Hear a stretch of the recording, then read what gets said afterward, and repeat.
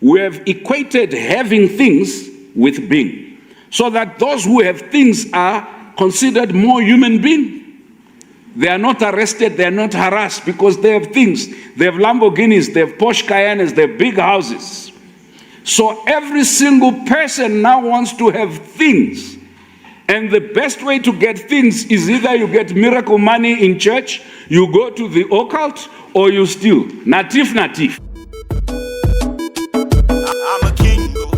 We are selling air. We've been telling young people, go to school, get educated, then you'll get a good job, you'll be empowered. But in most of our countries, the people who are living the best lives have no education. The people who are driving the best cars, no education. We've built a culture where we are telling everybody else to comply with governance processes and the instrumental and intrinsic value of governance institutions. And yet those who break the law, either because they are so high up in government, they're untouchable. So high up in the military, they're untouchable. So high up in the police, they're untouchable. They, their children, their cronies, their girlfriends, and their cats seem to live with impunity. And the only people who live subjected to the reformed governance systems and laws are poor people who will never break through the glass ceiling of deified, sanctified, and elevated fiefdom. How do you deal with the fact that in some of our countries, we've governed the people so badly that citizens are by nature bandits and hostile to the state, even the things that the state does that is good for them? We have political cadres now occupying significant positions in government because they are loyal. Some of them are fantastically incompetent, but they are wonderful people. Unfortunately, wonderfulness does not cure the underdevelopment challenge or the ability of external forces to hijack our governance. The middle class is the worst enemy of governance reforms. Most instances when our institutions are beginning to fail, the middle class takes an escapist attitude. The middle class, electricity is not being provided. We buy generators and solar power. We don't even hold to account those who collect taxes to make sure we have electricity. When security is not working, we hire private security firms. We are no longer interested in the police. Everything that the middle class does is to delegitimize the state when we are legitimating our comforts. The fact that we have lost faith in the state is what enables the big gulf between the top, the middle, and the bottom.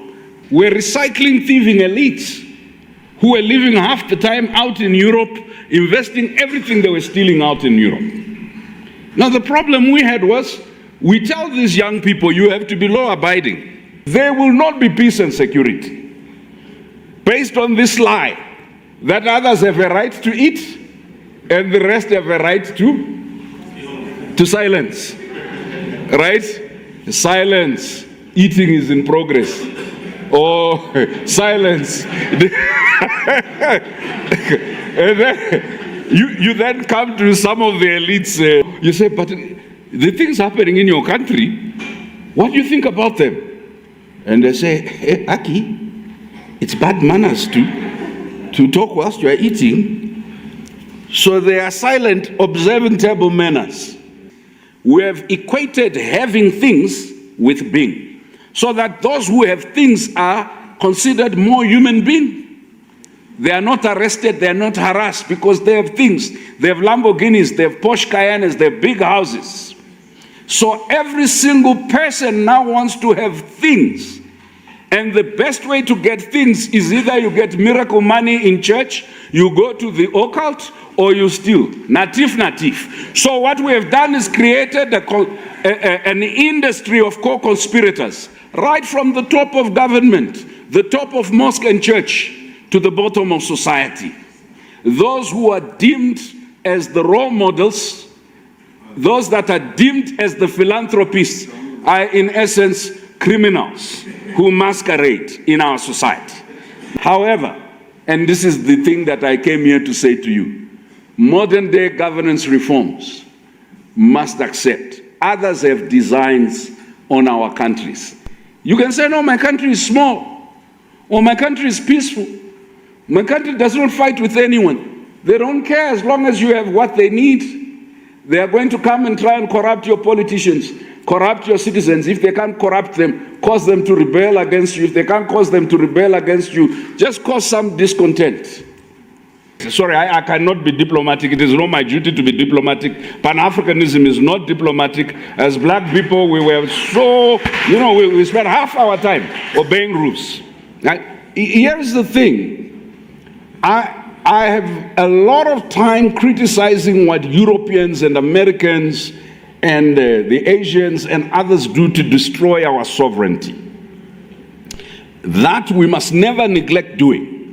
However, I would be dishonest if I did not focus that the discontent of the youth, their sense of exclusion, is the very fact that our local elite, political, bureaucratic, economic, and etc., have spent half their time disemboweling the state, taking out the honey, whilst the people are on the margins. All they're asking for is a little salt, a little bread, a little something to sustain their soul.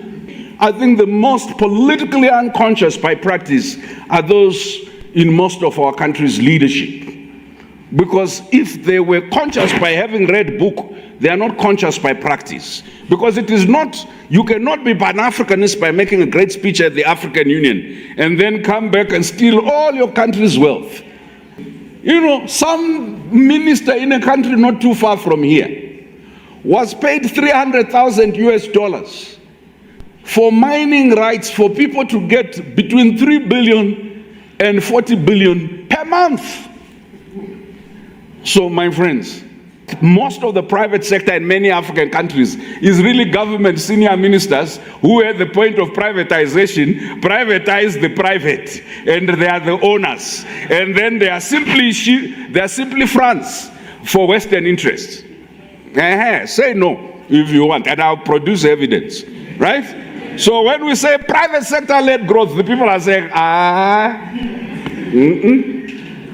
You are asking us to give the thieves more money. So friends, if we are going to have a private sector, it needs to be not only patriotic but competent. The median age of leadership in Africa is 64. The median age overall for young people is 19, but the median age of leadership is 64. Now, in most countries, the number of people above the age of 64 is less than 4% of the population. And that 4% of the population controls 80% of power in our countries. The fastest growing industry in all our countries has been religion. Now, you do consciousness in school, they undo it in church. So I have a suggestion. It is for government and for the faith sector and others to work around what is it that we're trying to build, what kind of citizens.